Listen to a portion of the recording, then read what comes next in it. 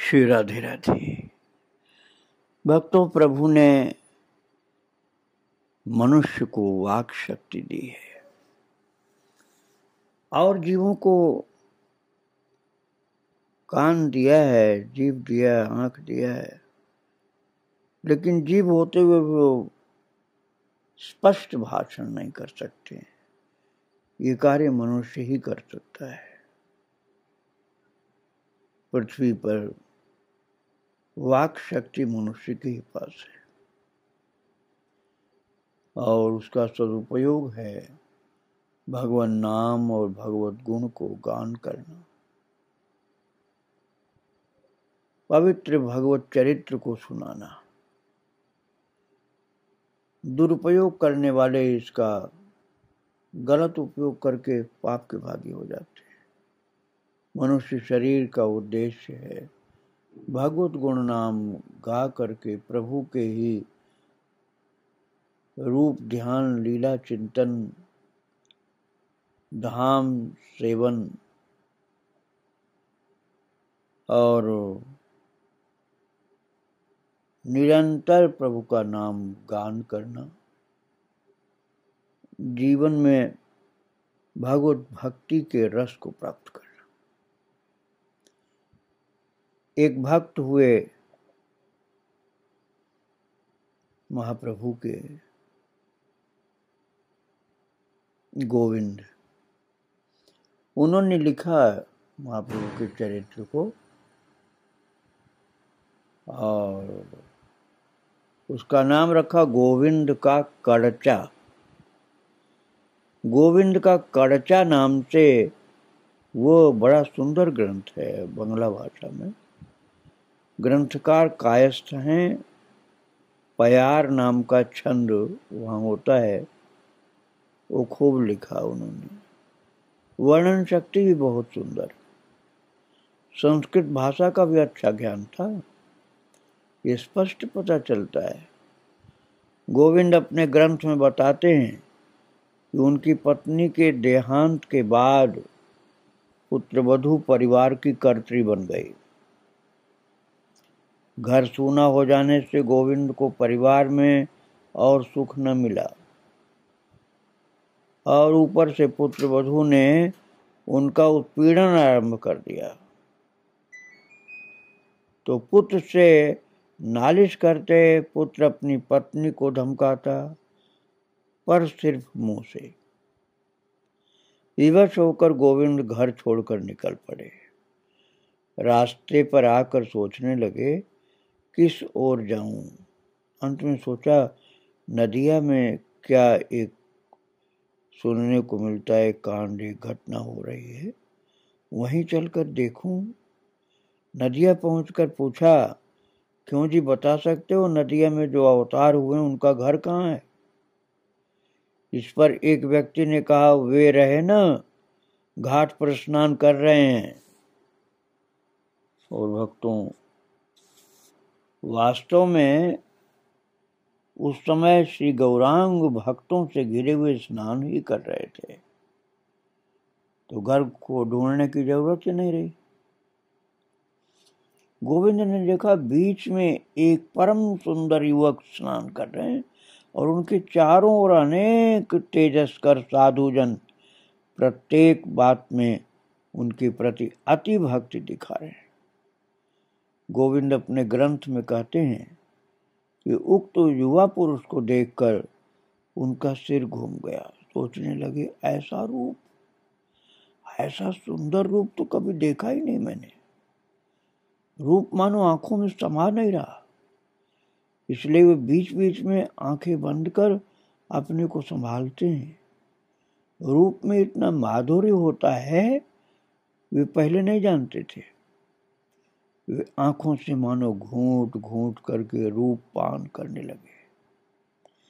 जैसे अति उत्तम आस्वाद्य वस्तु सामने होने से मुंह में पानी आ जाता है, वैसे ही रूप देखकर गोविंद की आंखों में पानी आने लगा, चेहरा भीगने लगा। तब गोविंद के मन में एक अति सूक्ष्म बात तत्व की आई। सोचने लगे ये वस्तु भगवान है, अर्थात ये व्यक्ति भगवान है। कारण ऐसा रूप जीव में संभव नहीं। और फिर कहाँ मैं और कहाँ ये कहाँ, मैं कहाँ, बहुत बड़ा अंतर है। मैं जीव है भगवान। अभी अभी देखा है, ये भी नहीं जानता कि कैसे व्यक्ति हैं, नहीं जानता कि कोई गुण है कि नहीं। मैं मरूं या बचूं, इससे उन्हें कोई लाभ हानि नहीं है। वे ये भी नहीं जानते कि मैं यहाँ से उन्हें देख रहा हूं, पर फिर भी उन्होंने मन प्राण सब हर लिए। अब मैं उनके अति अल्प संतोष के लिए अपने प्राण 100 बार दे सकता हूं। अतः वो भगवान हैं, सभी जीवों के प्राण हैं। महाराज बहुत ज्यादा भाव भरे हुए थे गोविंद। सोचा कि यदि गौरांग भगवान न होकर केवल परम भक्त के रूप में पार्षदों का मन हरण करते तो उसे अर्थात भक्तों के मन को वे स्वयं ग्रहण न कर भगवान की ओर ले जाते। ये भी नहीं, यदि कोई कहे कि सभी महापुरुष जीवों का मन हरण किया करते हैं, इसलिए श्री गौरांग वो भगवान भी हो सकते हैं, तो ये सच है। किंतु महापुरुष अपने पार्षदों या शिष्यों के चित्त का कुछ अल्प अंश स्वयं लेकर बाकी भगवान की सेवा के लिए रखते हैं।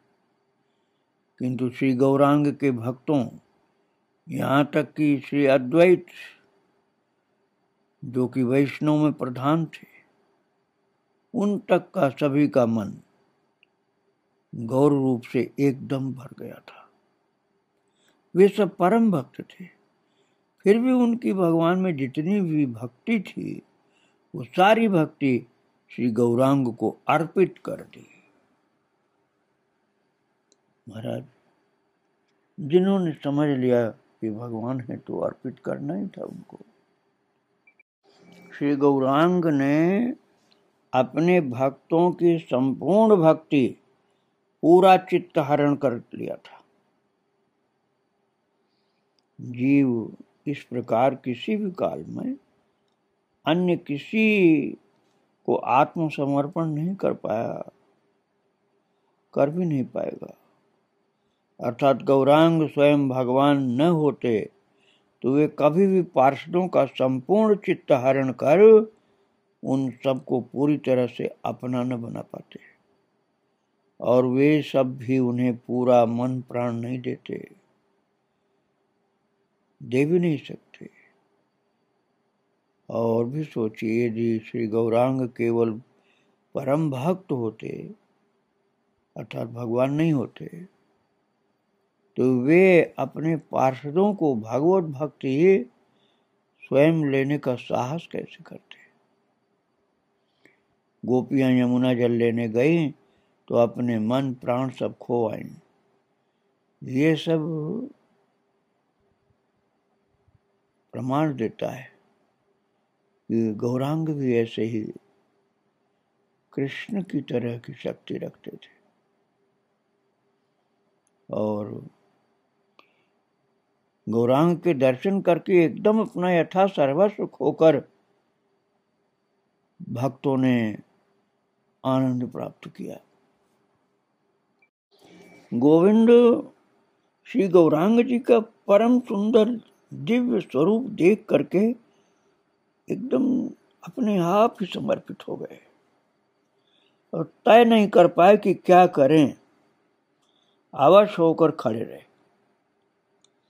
श्री गौरांग किनारे आकर भक्तों के साथ घर चल दिए। वे भी पीछे पीछे चलने लगे। सोचने लगे श्री गौरांग उन्हें खींच कर ले जा रहे हैं। भक्तजन प्रभु को उनके घर के द्वार पर छोड़कर गीले वस्त्र बदलने के लिए अपने अपने घर चले गए। अब गोविंद कहाँ जावें, वहीं खड़े रहे। श्री गौरांग ने भीतर प्रवेश करते समय गोविंद की ओर देखा। वे कृतार्थ हो गए प्रभु की दृष्टि पड़ने पर। प्रभु ने थोड़ा सा हंसकर उंगली हिला करके बुलाया अपनी ओर। गोविंद साथ ही साथ भीतर गए। प्रभु ने स्नान करने के लिए इशारा किया, इंगित किया, तो वे स्नान कर आए और प्रसाद पाया। इस प्रकार वे अपने प्राणेश्वर के घर रह गए। अब प्रभु के घर दो सेवक हो गए, ईशान पहले से जो था और दूसरा सेवक गोविंद। देख रेख करते दामोदर पंडित। इन्हीं दामोदर पंडित ने मुरारी गुप्त से कहा था कि प्रभु की आदि लीला तुम्हारे जैसा और कोई नहीं जानता। ये सारी लीला उन्हें लिपिबद्ध करनी चाहिए। तो नीलाचल में प्रभु के कक्ष में एक ओर बैठकर मुरारी गुप्त एक एक कर लीला बताते और दामोदर पंडित अति सहज संस्कृत श्लोकों में उसे लिखते। उसी को मुरारी गुप्त का कड़चा कहा जाता है। दामोदर पंडित प्रभु के घर की पूरी देखरेख करते थे। परम पंडित थे, बहुत विद्वान, परम भक्त। गौर को छोड़ और कुछ भी नहीं जानते, कुछ मानते ही नहीं थे दूसरा कुछ। वे स्वयं और उनके 4 भाई उदासीन, वे प्रभु के घर रहते और परिवार की सारी देखभाल करते। तब निमाई का परिवार बड़े आदमी की तरह था। प्रभु ने शची को वचन दिया कि वे कुछ दिन गृहस्थ रहेंगे। उन्होंने शची देवी के अनुरोध पर 1.5 महीने घर गृहस्थी देखी। इस अवधि में वे ब्रज लीला रस आस्वादन से अलग रहे। उनकी विभोर अवस्था और रही। थोड़ा सा पहले से कुछ परिवर्तन सा था। वे सुबह उठ करके पूजा आहनिक करते, फिर भोजन कर विश्राम करते। तब विष्णु प्रिया पानदान लेकर के स्वामी के चरण तले उपस्थित होती। बहुत थोड़ी देर करवटें बदलकर प्रभु बाहर बैठक में जा बैठते। प्रभु के घर दिन रात लोगों का आना जाना रहता। जो लोग सुबह गंगा स्नान को जाते, वे घर लौटकर अर्थात लौटते समय प्रभु को प्रणाम करते हुए आते। इनके अतिरिक्त कोई भाव रोग को लेकर, कोई देह रोग को लेकर और कोई भक्तजन दर्शन के लिए आते। जिसे जो उत्तम द्रव्य मिलता वो उसे प्रभु के लिए अवश्य जरूर ले आता। इस प्रकार प्रभु का भंडार सदा परिपूर्ण रहता। फिर जैसे भरता है वैसे खर्च भी होता था। भिक्षु, कंगाल, साधु, भक्त, अतिथि, इन सब के लिए प्रभु का द्वार खुला हुआ था। मानो प्रभु ने द्वारका लीला आरंभ कर दी थी। शची देवी को भी निरंतर भक्तों के लिए सुंदर सुंदर भोजन बनाने में कोई आलस्य नहीं था। वे अकेली ही सारा भोजन का पकाने का कार्य कर लेती थी। लेकिन माता से प्रार्थना करती थी सची कि माता मुझे भी सेवा कार्य करने दो। तो फिर उनको भी अनुमति मिलती, वो भी सेवा करती। और भक्तों के परिवार की महिलाएं भी फिर आकर सहायता करना शुरू करती। इस प्रकार सहायता न करें तो काम भी नहीं चलता, क्योंकि प्रभु के घर रोज महोत्सव होता और भंडार मानो अक्षय था। पाने वाले बहुत थे। अतिथि, कंगाल अर्थात गरीब लोग और साधुओं के अलावा एक प्रकांड दल भी प्रभु के अन्न का प्रार्थी था। ये दल था प्रभु के भक्तों का और सभी की इच्छा होती कि प्रभु के भोजन दर्शन करेंगे और उनका प्रसाद पाएंगे।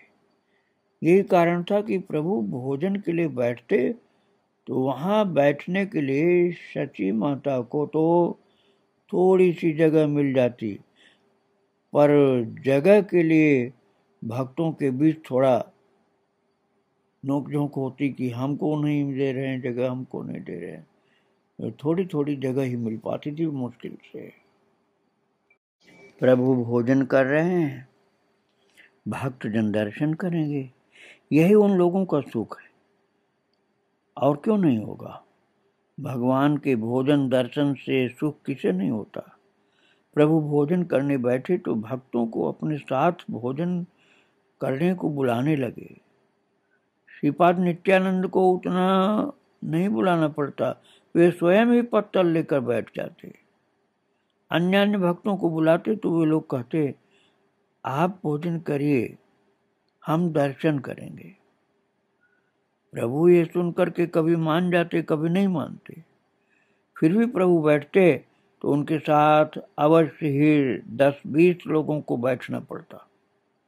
भोजन करते हुए प्रभु हास परिहास कर रहे हैं, किसी के साथ रसिकता कर रहे हैं, कोई आनंदित होकर झूम रहा है। माँ सोच रही निमाई जैसे दूध पीता बालक है, निमाई ये खा और थोड़ा खा, अरे मेरी कसम तू ये खा ले जरूर बेटा। उनकी यही बात थी। प्रभु अभी माँ पर बनावटी गुस्सा करके खाना नहीं खाते थे, कभी कभी हल्का सा प्रेम भरा ऐसा दिखाते थे, और तब शची को मनोहार का अपरूप दृश्य देखकर कौन मुग्ध न होता। माँ बड़े प्यार से खिलाती थी भोजन। प्रभु के भोजन कर लेने के बाद उनके उच्छिष्ट को लेकर भक्तों में छीना झपटी होती, और अपराह्न में तथा दोपहर बाद प्रभु खेल भी खेलते थे थोड़ा, और बहुत कम कभी कभी ऐसा होता था, नहीं तो कृष्ण कथा में समय बिताते थे। थोड़ा दिन रहते नगर भ्रमण को निकलते। बाहर जाते समय गदाधर ने उनकी केश सज्जा की, निमाई ने अति अपूर्व वस्त्र पहने, गले में फूल माला डाली और भक्तों के साथ निकल गए। रात को घर आकर सब संकीर्तन में या कृष्ण कथा में लग गए। इसके बाद निमाई भोजन प्रसाद ग्रहण करके उत्तम शैया पर लेट गए। प्रभु गृहस्थ की तरह द्वारका लीला कर रहे थे उस समय, पर इसे देखकर भी लोगों के मन निर्मल और पवित्र हो रहे थे। प्रभु के घर संकीर्तन दिन रात हो रहा था। प्रभु के घर के चारों ओर, नदिया की हर गली में, हर मोहल्ले में संकीर्तन हो रहा है। फिर भी प्रभु अलग रहते हैं, बहुत देर शची के निकट रहते हैं, रात विष्णु प्रिया के साथ रहते हैं, और इस प्रकार प्राय 1.5 महीने श्री निमाई गृहस्थ बन करके रहे। प्रभु के जितने भी निर्जन थे वे सभी क्रमशः भूल गए कि प्रभु सन्यासी होंगे। गौरांग महाप्रभु ने अपने को इस तरह का उस समय बना लिया था कि उनके साथ रहने वाले भी भूल गए कि महाप्रभु को सन्यास लेना। और अगहन के महीने में एक दिन संध्या समय प्रभु भक्तों से घिरे बरामदे में बैठे कृष्ण कथा रस में निमग्न थे। तभी एक युवक ब्राह्मण कुमार आंगन में आकर के खड़ा हुआ और एकदम कठपुतली की तरह हिलता डुलता नहीं था, प्रभु की ओर दर्शन करते हुए निर्निमेष देख रहा था। तब रोशनी थी तो सभी उन्हें देख पाए, दिन डूबा नहीं था। देखा कि वे ब्राह्मण कुमार परम सुंदर हैं और मनोभाव में विभोर हैं। ऐसा लगता था जैसे भाव में विभोर है। प्रभु ने उनकी ओर देखा और देखकर चंचल होकर के उठे, दोनों हाथ पसार करके लोकनाथ आ गए, लोकनाथ आ गए, ऐसा कहते हुए आंगन में गए और उस युवक को महाराज सीने से लगा करके अचेत हो गए। ये लोकनाथ यशोहर जिले के तालखड़ी गांव के पद्मनाभ चक्रवर्ती के पुत्र थे और लोकनाथ ने नदिया अवतार की बात सुनकर ही प्रभु को देखे बिना ही उन्हें आत्मसमर्पण कर दिया था। प्रभु ने उन्हें चिर परिचित की तरह सीने से अपने हृदय से लगाया, 5 दिन पास रखा अपने, फिर यही कहकर वृंदावन भेज दिया कि तुम जाओ उसी तीर्थ स्थान में वास करो वृंदावन में, और मैं भी सन्यासी होकर शीघ्र वहां आ रहा हूं। इस प्रकार प्रभु ने पौष मास काटा। नवद्वीप वासियों ने जिसका जैसा अधिकार था उसने उसी भाव से, जैसे शची ने पुत्र भाव से, विष्णु प्रिया ने पति भाव से, पुरुषोत्तम ने सखा भाव से, गदाधर ने प्राणनाथ भाव से, श्रीवास आदि ने प्रभु भाव से जी भरकर प्रभु का आस्वादन प्राप्त किया। परिणाम यह कि प्रभु संन्यास लेंगे इस बात को वे सब एक प्रकार से भूल गए भक्त लोग। इतना ही नहीं, इस बात को भी थोड़ा भूल गए कि वे सुख के सागर में तैर रहे हैं। आनंद के उपभोग में जितना सुख है उससे कहीं अधिक सुख है आनंद की प्रत्याशा में और गत आनंद के ध्यान में। आनंद के बीच रहने से क्रमशः उपभोग शक्ति का ह्रास हो जाता है। मिलन सुख भगवान का निजी धन है। उपभोग से सुख की शक्ति का क्रमशः ह्रास होता है तो विरह की आवश्यकता होती है। जैसे आहार के पश्चात पुनः क्षुधा के लिए कुछ समय उपवास आवश्यक होता है,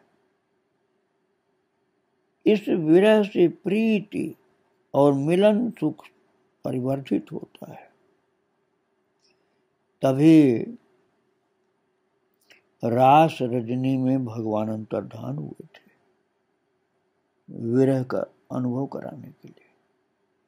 इसी तरह सुख के ज्वार ने आकर जब नवद्वीप को भर दिया, जब उनके निज जनों की आस्वादन करने की शक्ति के ह्रास होने की नौबत आ गई, तो श्री गौरांग ने गृह त्याग का समय चुना।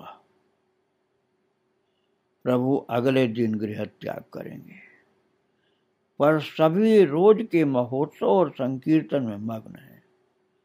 प्रभु संन्यास लेंगे ये बात किसी के भी मन में नहीं रह गई थी उस समय। प्रभु सुबह उठे, चेहरा आनंद से भरा है, चारों ओर आनंद बिखेर रहे हैं। पूरा दिन भक्तों के साथ, मां के साथ आनंद से बिताया। 50 तरह के व्यंजन खाए। अपराह्न में भक्तों के साथ नगर भ्रमण को निकले। प्रभु जानते हैं कि वे नगर में और नहीं घूमेंगे, तभी मन ही मन अपने परिचित प्रत्येक वृक्ष, लता, गृह, गली आदि से विदा ले रहे थे। नगर भ्रमण से लौटकर अपने प्रति बहुत जो प्रिय स्थान उनके थे, अपने अति प्रिय स्थान गंगा मैया के किनारे, वहां जाकर बैठ गए। उन्होंने यहाँ शिष्यों से परिवेष्टित होकर बहुत दिन विद्या चर्चा की थी और फिर भक्तों से परिवेष्टित होकर कृष्ण कथा भी कही। वे ये सब और नहीं करेंगे। स्थिर गंगा नीर पर दृष्टिपात किया है। शीतकाल में जल अति स्वच्छ हो गया है, स्रोत अति वेगवान हो गया है। इसी जल में साथियों को और भक्तों को लेकर के जितनी क्रीड़ा की है, झगड़ा किया है, प्रेम का झगड़ा, वो सब और नहीं करेंगे। इस स्थान से विदा लेकर रात होने से पूर्व घर आकर अपने बरामदे में बैठे, वहां और नहीं बैठेंगे। सोच रहे हैं नवद्वीप वासियों से विदा लेनी होगी। श्री कृष्ण जब गोष्ठ विचरण करते, गायें वृंदावन में बिखर जाती, तो वे मुरली ध्वनि करते और वे सब पूंछ उठाए उनके पास दौड़ी आती। अब वे बरामदे में बैठे मन ही मन नवद्वीप वासियों को आकर्षित कर रहे थे। इसी तरह उस समय कोई भक्ति कथा में मुग्ध था, कोई सांसारिक कार्य में व्यस्त था। एकाएक उन लोगों के हृदय में श्री गौरांग चंद्र के श्रीमुख की स्फूर्ति हुई। सभी प्रभु के दर्शन के लिए अतिशय व्याकुल हो उठे और कतार बना करके चल पड़े दर्शन करने के लिए। सभी के हाथों में फूल मालाएं और चंदन, सभी उपादेय खाद्य द्रव्य हाथों में लिए आनंद में मस्त डगमगाते हुए प्रभु के दर्शन को चल दिए। और प्रभु बरामदे में बैठे हैं, भक्तगण श्रेणीबद्ध होकर के गए और आनंद में हरि ध्वनि कर उठे। और प्रभु ने भी प्रफुल्ल वचन, एकदम आनंदित प्रफुल्ल वदन से उन सब का आह्वान किया। तब वे लोग एक एक करके चंदन, फूल माला, काम में आने वाले खाद्य द्रव्य हाथ में लिए प्रभु के पास गए, उन्हें प्रणाम करने लगे। भक्तों, सब भक्त लोग प्रभु को प्रणाम कर रहे हैं, उनका स्वागत सत्कार और उनका श्रृंगार, उनकी सेवा कर रहे हैं। आओ हम लोग भी गौरांग महाप्रभु जो हमारे भगवान कृष्ण ही हैं, उनको मन ही मन अर्थात अंदर से सेवा करें, श्रृंगार करें और प्रणाम करें। और इसी सुंदर भक्त भगवान के दृश्य को आप रखिए अपने हृदय में। कल आगे की चर्चा की जाएगी। श्री राधे राधे। जय जय श्री राधे श्याम, जय जय श्री सीताराम। वृंदावन बिहारी लाल की जय, राधा रानी की जय, गौरांग महाप्रभु की जय।